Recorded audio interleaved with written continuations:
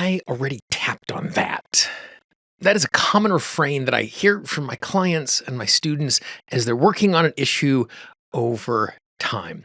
And they're frustrated they tap on something time and time again. This week in the podcast, what we're going to do is we're going to explore why some issues just seem to stick around forever and how we can respond to that with our tapping.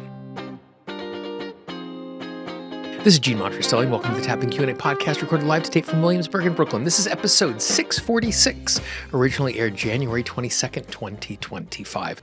Hi, everyone. I hope this finds you well wherever you are and whatever time of day you're getting a chance to listen to this. Thanks for spending a little time with me today.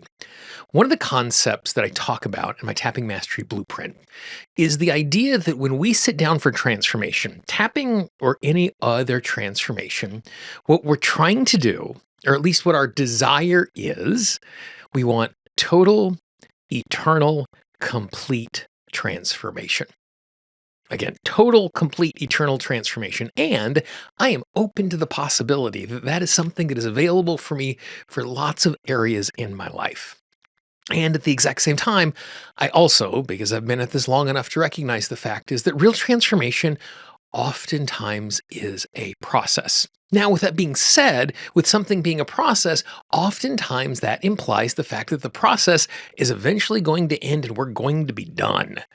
And there are some issues that seem to stick around forever, no matter how much we tap on them. And when this happens, it can make us feel like tapping isn't as useful as we thought it was, or we're in a circumstance where it demotivates us to sit down to tap because we know the issue is going to come back. So what we're going to do today is we're going to talk about the hows and why some of these issues stick around and how I approach those particular issues.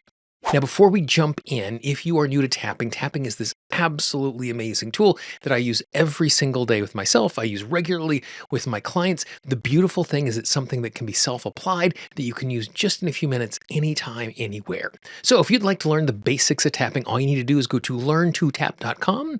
That's learntotap.com, and I'll share everything that you need to know absolutely free so you can start adding tapping to your life. And if you'd like, you can just follow the little red arrow in the upper right-hand corner, and that will take you to learntotap.com. To explore this concept of issues that have a tendency to stick around, that there's not a beginning, a middle, and end, even a long process to them, what I'd like to do is I would like to use the example of overwhelm.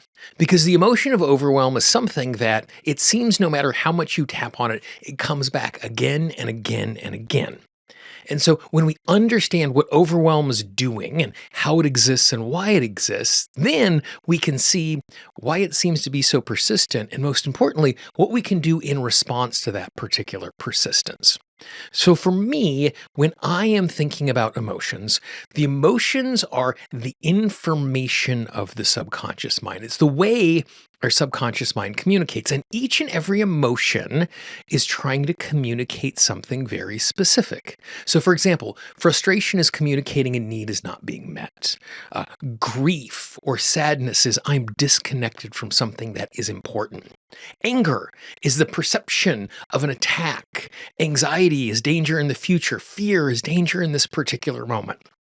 And so the information that overwhelm is trying to convey to us is the fact that I don't have the time or the resources to complete the task in front of me. I'm so overwhelmed, I don't know what I'm going to do. So every single time I get this sense of feeling overwhelmed, it's because my system doesn't feel like I can do what's in front of me. Now, most of the time when this happens, the reason why we feel overwhelmed isn't because we have so much to do, but it's because we have so much to do and the subconscious mind thinks we have to do it all right now. So in a perfect world, as I think of all the things that are on my to-do list, each one of the tasks on my to-do list I see is a little note card that is laid in a line in front of me. And if I'm navigating my way through the day, I'm just walking along those little note cards, picking them off one at a time, and then I get everything done.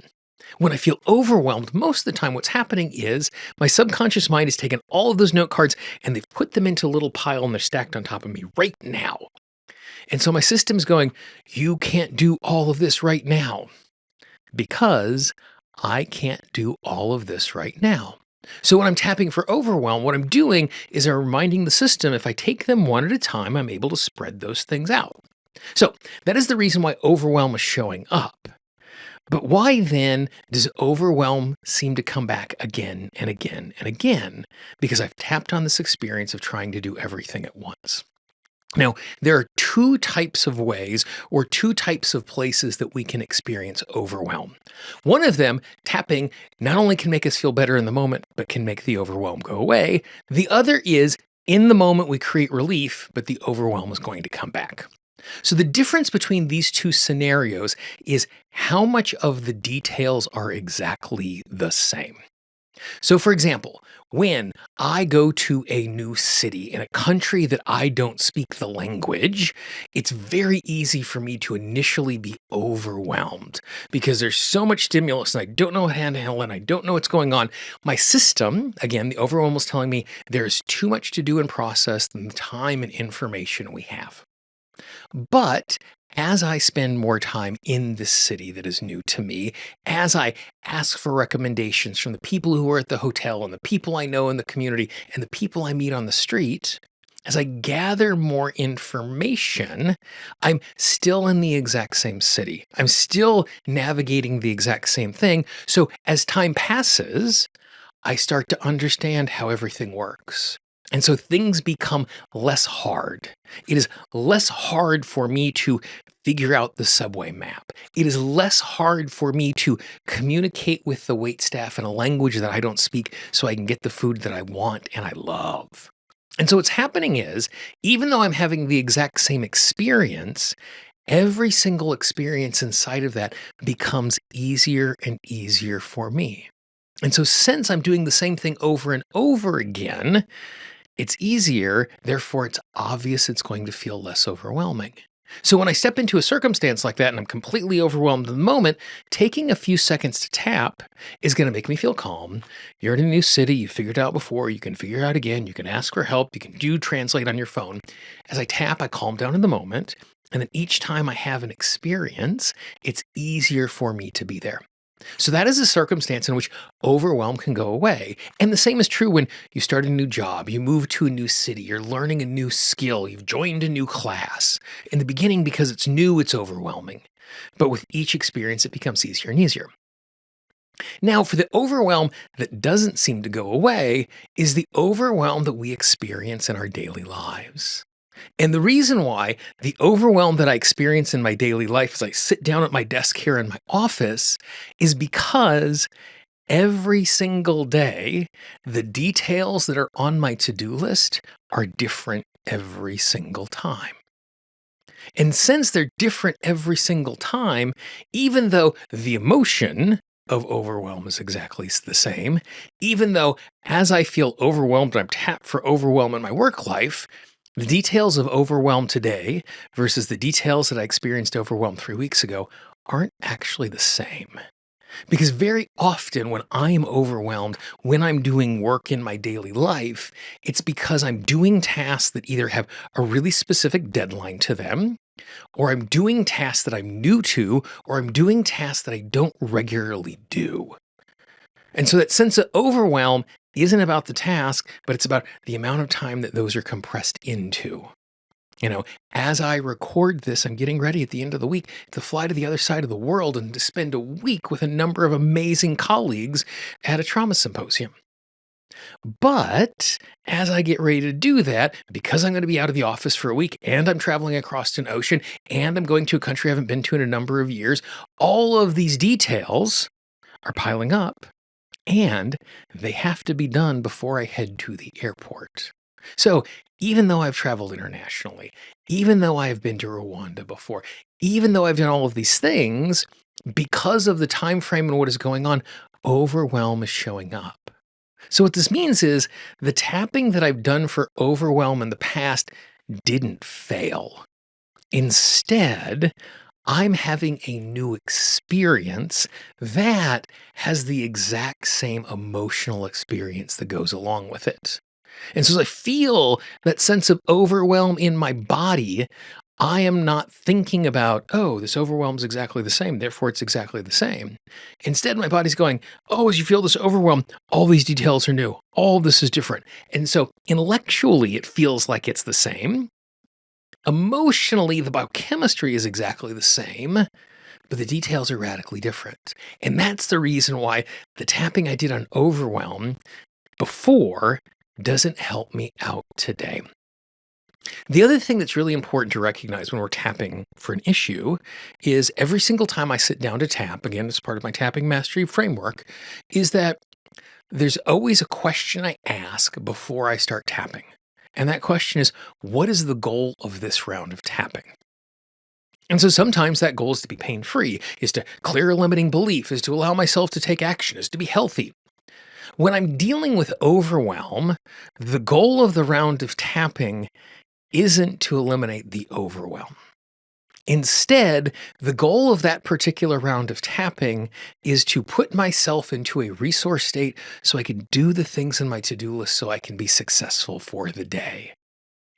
And with that being in mind, all of a sudden tapping for overwhelm becomes significantly easier because I'm not trying to clear the lived experience of overwhelm for the rest of my life. Instead, I'm trying to put myself in my body so I can do the next task. So then this is what tapping for overwhelm actually looks like for me. Typically, it's while I'm at my desk, I look down at my to-do list. All of a sudden, the overwhelm shows up, and so I start to tap on the overwhelm. I recognize the fact that right now, I am feeling really overwhelmed. And the reason that I'm feeling really overwhelmed is my system thinks I have to do everything, and I have to do everything right now. And I appreciate the fact that my system is concerned about doing everything right now, because I know I can't actually do everything right now. And so I give myself permission to take the tasks on my to-do list one at a time. And if I do that, by the end of the day, everything will be done. And then I take a nice easy deep breath. Now, in doing that, what I've done is I've reduced the overwhelm enough so I can start the next task.